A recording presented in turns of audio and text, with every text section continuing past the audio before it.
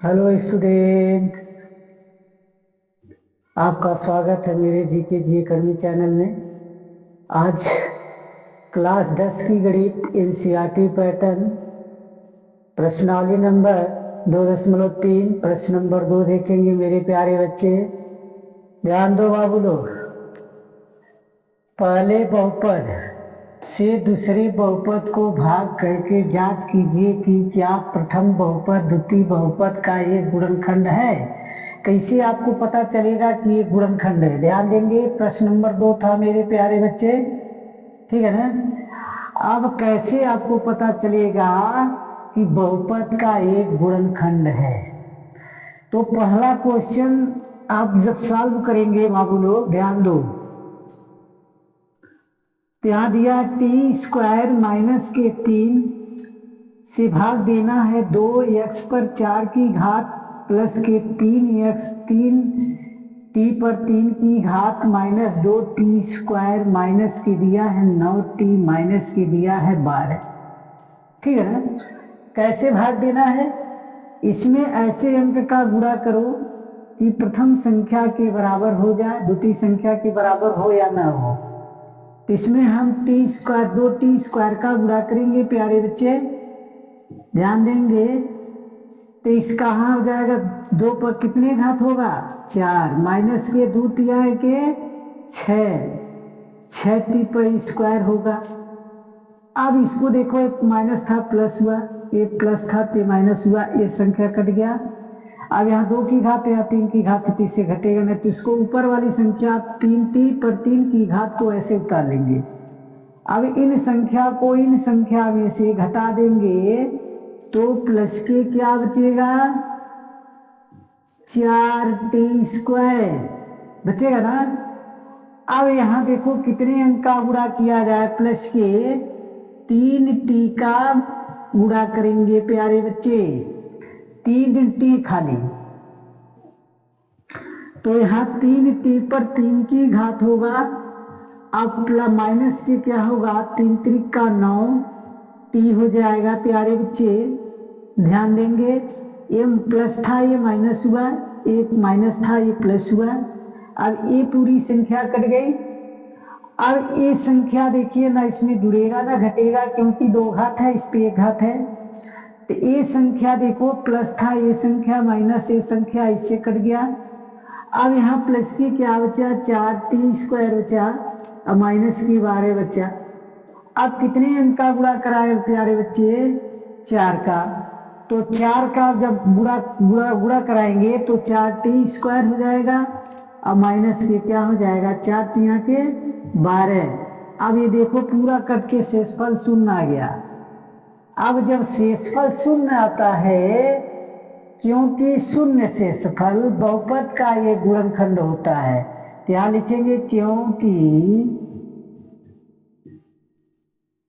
शून्य बहुपद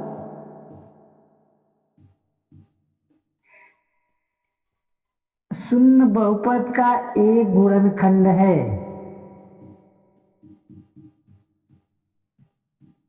यदि यही शून्य ना आता तो बहुपद का गुणनखंड नहीं होता। यदि शून्य आ गया तो बहुपद का गुणनखंड है। पहला सवाल आपका सॉल्व हो गया प्यारे बच्चे। अब दूसरा सवाल देखेंगे मेरे प्यारे बच्चे, ध्यान देंगे। यहां दिया है एक्स स्क्वायर प्लस के 3 प्लस के एक्स प्लस के 3x प्लस के 1 से भाग देंगे 3x पर 4 की घात प्लस 5x पर 3 की घात माइनस 7x पर 2 की घात प्लस 2x प्लस ये 2 दिया है। कितने अंक का मल्टीप्लाई किया जाए प्यारे बच्चे कि पहली संख्या के बराबर हो जाए? देखिए ऊपर लिखते हैं मेरे प्यारे बच्चे। अब ऊपर लिखेंगे तो इसमें कितने अंक का गुणा करेंगे? 3x स्क्वायर का गुणा करेंगे तो 3x पर 4 की घात होगा, अब प्लस के 3 त्रिका के क्या होगा? 9x पर 3 की घात होगा, और प्लस के क्या होगा? 3x स्क्वायर होगा। अब यहाँ देखो क्या लिखा जाएगा, 3x² लिखा जाएगा। अब यहाँ ध्यान दो प्यारे बच्चे, अब यहाँ देखो माइनस, यहाँ भी माइनस, यहाँ प्लस छिपा है, क्या माइनस, ये संख्या कट गया। अब ये संख्या इसमें से घटेगा तो माइनस के क्या बचेगा, 4x पर 3 बचेगा। अब ये संख्या घटेगा प्यारे बच्चे, देखो ये माइनस माइनस क्या होगा, माइनस 10x पर 3 की घात होगा, 2 की घात होगा।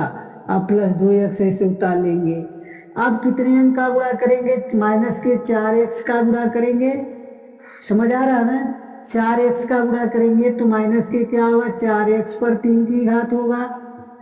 अब माइनस के क्या होगा, 4 तिहाई 12x² होगा।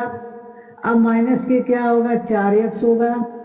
अब ध्यान देंगे माइनस प्लस, प्लस माइनस, ये संख्या कट गया, ये संख्या घटेगा तो ये 2x² होगा, ये संख्या जुड़ेगा तो 6x होगा, ये संख्या ऐसे उतर जाएगा।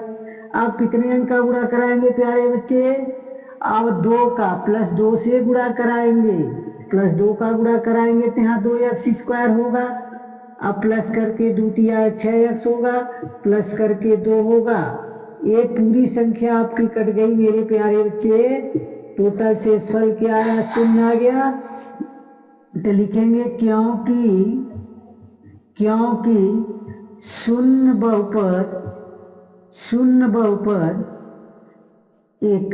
बहुपद का एक गुणनखंड है, एक गुणनखंड है।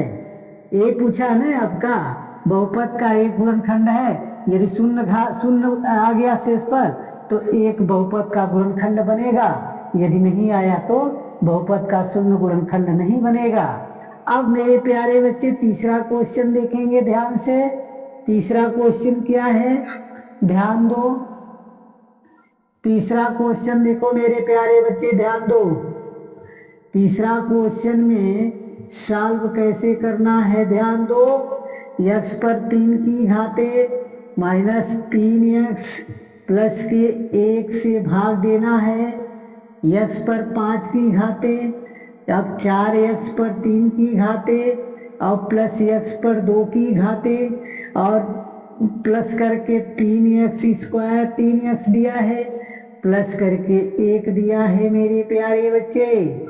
ध्यान देंगे कैसे खंड किया जाएगा, गुणा किया जाएगा। पहले x² का देखो ऊपर लिखते हैं, तो यहाँ x² का गुणा जब करेंगे इसमें तो x पर 5 की घात होगा और माइनस के 3x पर 3 की घात होगा, प्लस करके x² होगा।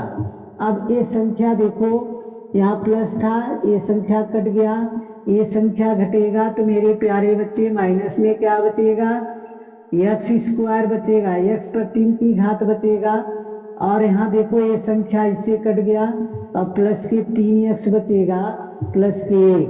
अब माइनस से 1 से गुणा कराते हैं तो माइनस के x पर 3 होगा, प्लस x पर प्लस 3, यहाँ 1 का गुणा कर 3x होगा, अब माइनस के 1 हो जाएगा। अब देखो प्लस था, ये माइनस, ये प्लस, ये पूरी संख्या कट गई तो ये दोनों नहीं कटेगा तो शेषफल आपका 2 आ गया। क्योंकि लिखेंगे क्योंकि 2 बहुपद का एक गुणनखंड नहीं है, गुणनखंड नहीं है। क्योंकि 2 शेषफल आ गया, 0 आता तो बहुपद का गुणनखंड बनता है। ये तीनों सवाल आप लोग को उम्मीद करते हैं मेरे प्यारे बच्चे आप लोग को अच्छे से समझ आ गया होगा। यदि समझ आ गया मेरे प्यारे बच्चे तो मैं एक लाइक कमेंट करना मत भूलिएगा। धन्यवाद।